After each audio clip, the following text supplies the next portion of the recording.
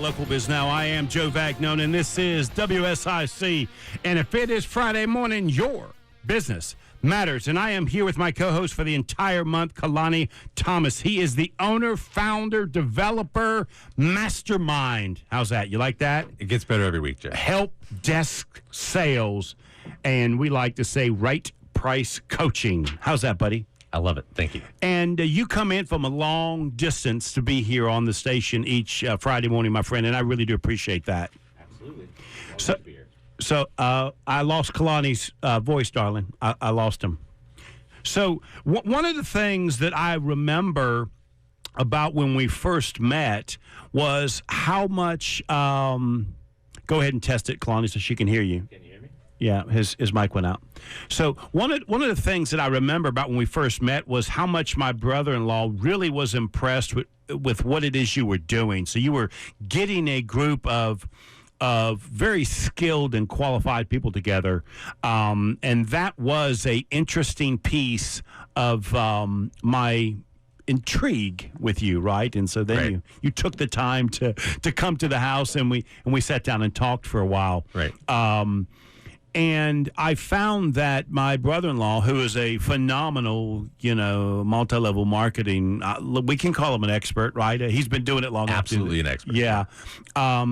He's not alone. There are a lot of coaches that think a lot of you, which is, it should be a cool thing for you, right? That inside your industry, you have created something that people are looking to you saying, hey, man, thanks. I really like this a lot.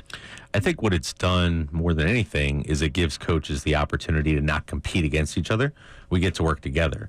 Like our guest later, him and I actually share a lot of clients, which is something you can't say of a lot of businesses. Most businesses hire a coach, not a couple coaches, right? And so that's a big difference in the model I provide. And it's funny. We're just not saying that. We're making that happen. My sister is thinking about starting a therapy business, and I said, listen to the show, because there's two people I really want you to hear. Yeah. Because absolutely, you're the right place to go. And you're the right place to go because you're the right price to get started, right? Now, you may be providing high-end, top-quality information, but a lot of times these startup businesses, they can't see to spending the money to get that information. You give them the opportunity to spend the right number to get started on that. So I saw that firsthand when I was talking with my sister. So you definitely have a potential client listening, right? Hello. Hello. Actually, Steve's going to have 3 or 4 people listening today. So, because it is rare that you can bring a coach on board before you even begin a small business. So we're going to talk to him about that as well. And Absolutely. You do that. You bring all of these skills together inside your program. If somebody wanted to reach you, buddy, how do they do it? Call me. That's the best way to do it. 704-804-2119. Or you can visit thehelpdesksales.com, and you can follow all of my stuff there. I've got my own podcast, blogs, social medias, all of them. Way too many of them, to be honest with you. They're all out there. You can follow them all.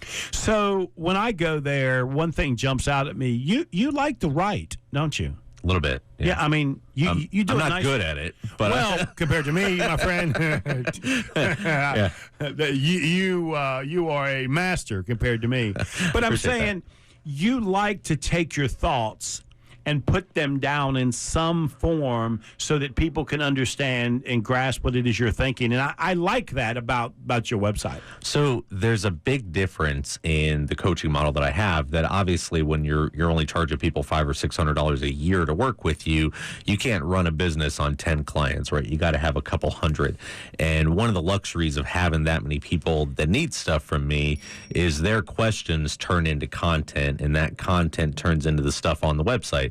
So when someone calls me and says, hey, Joe, how do I do this? I go, give me 25 minutes. I'm going to write a blog, send it to you personally, and then it'll be out there for the rest of my clients. That explains why your stuff is so relevant. So it's always relevant, right? Okay, got it. Exactly. So my content is built by my clients, and my content attracts my clients. So I end up solving a problem once, and then people use my website to solve that problem more, and they end up coming back and bringing more people that need help with that stuff. So it's a good cycle. Which is why when I went there, I felt like it was fresh fresh stuff. So now that makes you a genius. I tell you, a genius.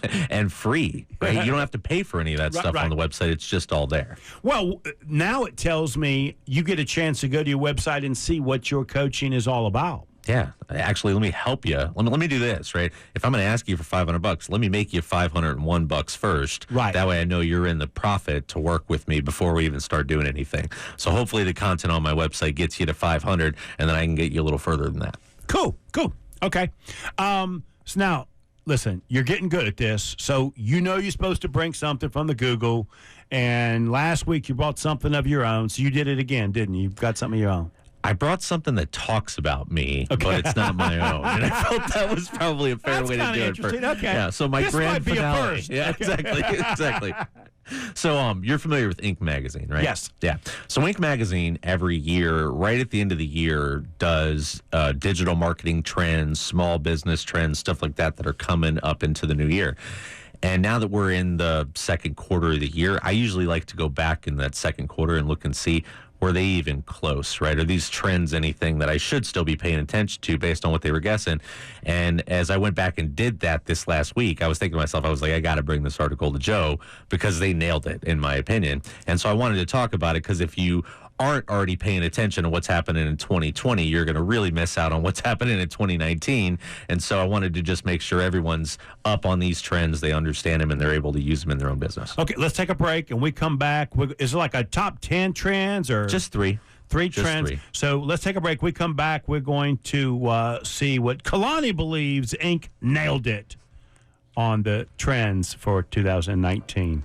You are listening to Local Biz Now. I am Joe Vagnone. If it's Friday morning, your business matters. Okay, Kalani, the top things Inc. nailed it. Let me hear it, buddy. All right. So there's probably a different top category for just about every area of the business. Right. So given that it's 2019, right, we focus on where everyone should be focusing, which is digital stuff. Okay. So in the realm of digital marketing trends for 2019, this is it. And every single one of these things I've gone out and implemented in my own business. And I did a couple months back. And now I've got 3 or 4 months worth of data that I can say they were absolutely right on these trends, which is why I think they nailed them. And as a small business, that's really what's important. Now, the first trend, Joe, is actually sitting right in front of me. There's one of these things about a foot from me right here, and it's voice search, right? Voice search. So people need to start recognizing that voice search is the future, right? By round of applause, right? How many people have one of these speakers in your home? I got one in my smoking lodge, and I tell that Alexa to turn on the lights and turn off the lights, dim the lights, turn on the radio, play my favorite song. She loves me. Absolutely. and most people even have a network of these things now. They've got them in their offices. They've got them in their homes, right? So you're doing everything from, I can update the CRM in my office for how I get in touch with my customers using my Google HomePod. Really? Right? Yeah, it's fantastic. I can literally end a call and tell it to take notes on Joe's account, and it takes the notes from the call and puts them on Joe's account, all by voice, right? And so experts actually say that by 2020, half of all searches being done on the internet are going to be done by voice. That is interesting because that's going to change a lot because what's going to happen is the analytics are going to make the decision of what I'm actually thinking or wanting, right, compared to me. Because right now, I might have a choice of 5 or 6 things on that top screen to choose from to get to what search I'm after. Right. If it's voice, they're going to have to make that choice for me. Yeah, and that's why it matters as a small business to know this, is because you get to start rewriting your content now so that it's appropriate for voice search. So the way the article places it, and I love this analogy, is think about right now, you might go to Google or Yahoo or something and type in best places to surf in the United States, right? But if you're talking to your speaker, you're just going to ask it, where can I surf? Right. And so in the past, we might have written articles and blogs and things like that for our websites where the title of that article is best places to surf on the East Coast. Now it's going to be where can I surf ? Because that's what people want to know. They want to talk to an article, not have an article talk to them. Does that make sense? No. I've been taught for the search that I should say like NC right at the end, because somebody in Cornelius is certainly going to want something in North Carolina. They're not going to want something in California. You're suggesting that may not be the case anymore with voice? These things are getting so smart that voice makes a lot of assumptions for you, right? It assumes that it's plugged into a wall in a place where there's a modem that's plugged into a wall in a place. You're probably talking about that place. Right.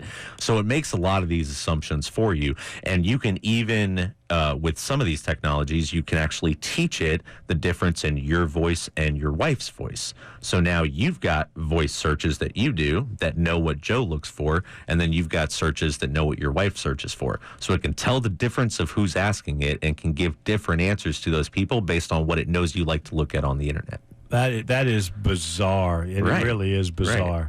So these little robots that we're all buying and putting all over our homes and offices make you more efficient. And they listen back to us, too. You understand that? They do. She's listening to me right now. Absolutely. And so what I did back in the beginning of the year is I went and actually got my business and all of my different pieces of content, podcast and stuff like that listed on all of these voice search platforms. So you can search for almost all of my stuff by voice and find it, be able to listen to my podcast, read my blogs, all that. Tell us how to do that. Now, what's different about voice compared to the searches, the SEO stuff that we just finally wrapped around in our pea brains figured out. So now you're telling me I got to start this all over again. Well, think about it this way, right? There's a whole table full of people right now at Google sitting around this big round table trying to figure out how do we make more money. And the easiest way to figure out how do we make more money is to take away the stuff they know you're good at. And we've all figured out SEO, right? Write some good content, get some good reviews, get to the first page. Now that we all know that, they got to change the game, and voice is what's changing that game. So the difference is, if you want to read my blog now, you can go and search Kalani Thomas's blog. If you want to listen to my podcast, you can search for my podcast or my blog. You can just tell your speaker to play my last podcast, and it'll just pull up the most recent one, play it for you from beginning to end, and then tell you how to get to my website when it's over. So that level of immersion in the search itself is what makes people want to ask their speaker instead of ask their computer. Okay, but how do you do it? Yeah. Is that secret? I got to pay $500 for? Just go to your smart speaker and say, play Kalani Thomas's last podcast. That's all you got to do, and it'll pull it up. Okay, but what if I want them to search for the best business broker in all the Cornelius? How do I make that pop Absolutely. up? So you start where you start a lot of this stuff, which is by syncing a Google My Business list. You understand I said that, and Steve's behind you laughing. You understand that, don't you? Yeah, I haven't turned around for a reason. I'm sorry, say that again. I needed to hear that. I haven't turned around for a reason. So Google My Business is sort of the gateway for a lot of these services online. So that's spot number one to start, and you can literally Google My Business, which sounds very meta, but it does work, and it'll get you exactly where you need to go, and you can start syncing up everything across the web to that one profile. Interesting. Okay, so that first tip was spectacular. Good. You nailed it. Let's go to number two. They nailed it. Great. So the second one. Back up. Because a sharp guy like you didn't do that until you read that at the beginning of the year. So you're saying this is not something, because you're on top of a lot of this stuff, right? You being a marketing guy that you are. So you weren't really aware that this trend was going to be so strong until you read this article at the beginning of the year? So I've been paying attention to the trend, and, I left corporate America working for yodelandweb.com in 2014. So it's been almost 6 years. And when we were there, about a tenth of all searches being done were voice. And then 2 years ago, it was a quarter. Last year, it was a third. Next year, it's going to be half. I'm not a huge math guy, but I could tell which direction that's going. Right. So you got to be there. That's the end of the story. Yeah. Okay. Absolutely. Next one.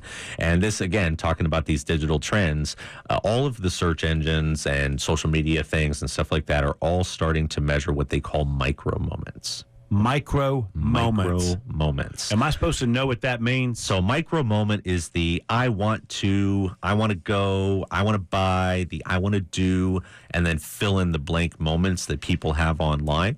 There are these micro moments, right? Where someone has a thought of I want to buy a new pair of shoes, and they immediately go in and do that, and you've got just 13 seconds max to not just get their attention, but to get their attention, to let them evaluate you as a brand, and to give them an actionable step they can take towards something. These micro moments are now what a lot of the search engines have pushed to, and a lot of the social media platforms have pushed to. You see a lot of these 10 to 15 second ads.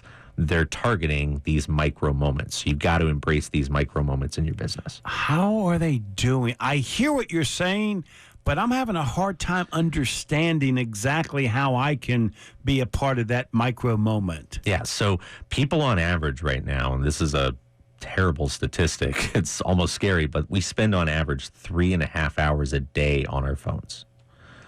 That's almost more than the employment statistics show. People work on average in a day. That's funny. Yeah, people work on average a day. I believe it. 3 hours and 35 minutes, especially if you're talking to salespeople, right?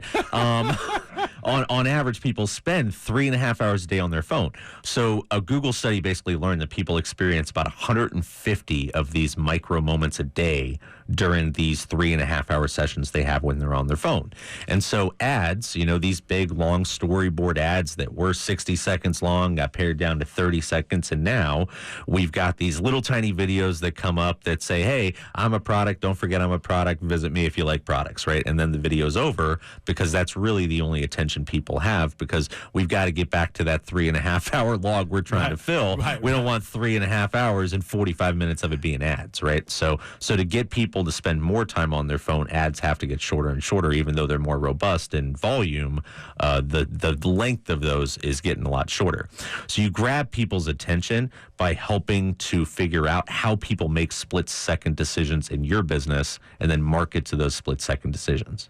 How would this change for somebody like me, who my sales cycle could be 2-3 years? In other words, you're not thinking about selling today, kind of like you're not thinking about buying a car today, right? But I want to be top of mind when you are 2-3 years later. I can remember years ago, I had this down to a science. I knew that if I mailed you out something, right, in your industry, I knew that if it was a substantial card or letter, you were actually going to save that, put it in a file, and someday pick up the phone and call me. And literally 2-3 years later, now I don't know how to make that contact, because I have no way to stay with you for that long period of time. So the cycle is much longer. When I was on your show back in October, you did actually send me a card after the show.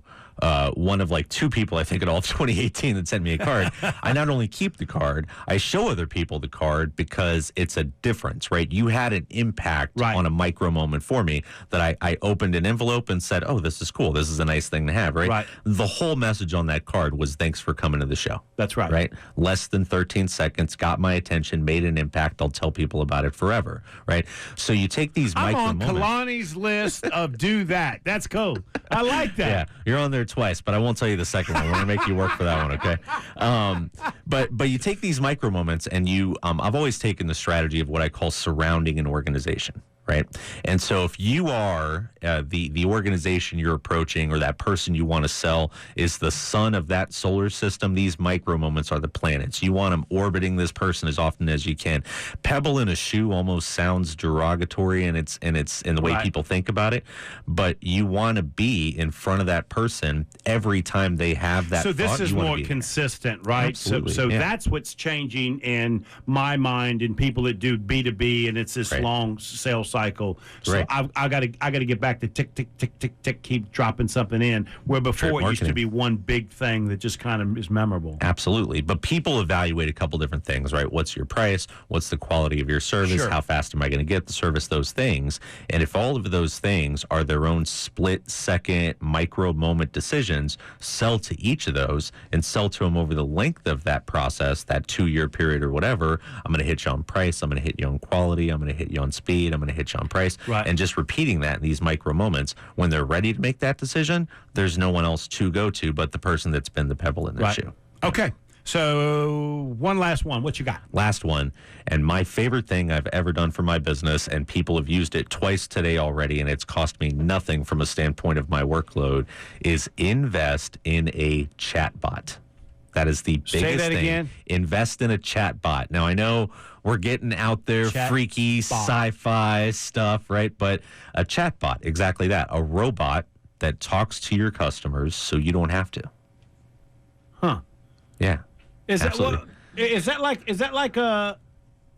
Well, it ain't like calling somebody on the phone and leaving a voicemail message, is it? Right. Or the little text that different, the right? aggravating text that they send me that I know wasn't them personally that sent it. Is that what you're talking about? So I've got 600 customers now Right. that pay me to be their coach, right? I can't possibly coach all those people without putting some technologies in place to make it a little easier. Right. Right. So I've actually got keywords my customers text me that actually generates a chat bot to have a digital session with them so I don't have to ask them any questions. Then my robot compiles all of their answers and emails it to me, and then I get to look up what they're doing, how it's working, all their insights. So people have sessions with a robot for 3 or 4 minutes of answering questions by text. How does that And I get work? to cut out all the in between. It works because these things are getting smarter and easier to use on a daily basis. Not only does this chatbot work that well for me, it's 9/10 of a penny every time someone wants to use it with me. That's going to be a whole show on itself to talk about this, right? I dare you to bring me back and let's do it. I dare you. Yeah, I love the chatbot conversation. We're going to have huge. to because that is huge. it is so far outside of what I understand. You just spoke for 3 minutes on that, and my mind is still on bot. What's he talking about? Is it a box in the room? What is it? Well, I'm here for another half an hour, Joe. We can talk about it as much as you want. Chat. Okay, so we're gonna. That's gonna be a whole nother topic. We're gonna have to bring that up. Good, but it's important. All I'm saying, Google chatbot and start there. Figure out what it is. Figure out what parts of your business you think you can implement it in, and then reach out to me 704-804-2119, and I'll show you exactly how to do it. I've actually got a program on my website that you can buy that shows you how to buy, build, and deploy a chatbot in your own business. And the concept is that I am replying back to More efficient. interacting with clients. Yeah. And it's really Number one time suck in my business is people asking me, when am I available to talk? Right. So the first thing I did with a chatbot was made my chatbot that. So all you got to do is text me the word meeting, and my bot asks you how long you want to talk, when you want to talk, questions that we might want to talk about whenever we have that session, then puts a link directly on both of our calendars. I don't have to do any of that anymore, and it costs me about a nickel every time the bot has to do it. We got to get a bot. I'm here.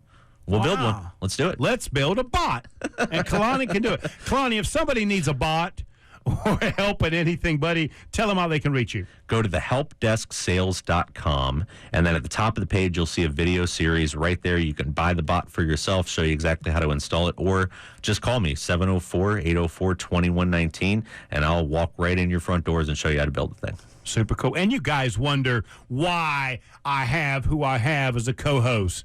It's because we got the best of the best. Love bots. Bots. Let's take a break, buddy, and then you can introduce our next guest because they're one of your coaches. Absolutely. Okay. You are listening to Local Biz Now. I am Joe Vagnone, and I am here with Kalani Thomas. He is the owner, founder, master of help desk sales and right price coaching. If it's Friday morning, your business matters. We'll be right back.